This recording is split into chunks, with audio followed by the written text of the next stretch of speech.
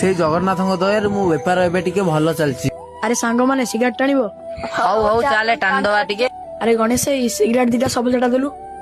ଆରେ କାହାର ସଫଳ ଆଉ ସିଗାରେଟ? ତମର କଣ ଆଣିବା ଦରକାର? ତମେ ଦବା କଥା ଦଉନ। ଆରେ ତୁ ପୁପୁନି ଭାଇ ତୁ ପୁଣି ନିଶା ଦ୍ରବ୍ୟ କଲୁଣି?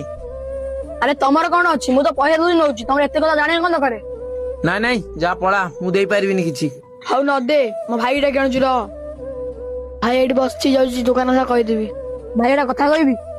ଆରେ କଣ ହେଇଛି କହୁନୁ? ଗଣେଶ ଦୋକାନୀ ମତେ ବିସ୍କୁଟ ନ ଦେଇ ବିଦା କରିଦେଲା। ଆରେ ଚାଇଲୁ ସେ କେମିତି ଦବନି ଦେଖିବା। ଆରେ କଣ ଭାବିଛି କି? ବସ୍ ମୋ ଗାଡିରେ, ଦେଖିବା କେମିତି ଦବନି ସେ। ଭାଇ ଭାଇ ଆମେ ଆଉ ଯିବା କଣ? ଶିବା ସେଠି ବସିଛି। ଆରେ ଆସିଲି ତାକୁ ପଚାରିବା।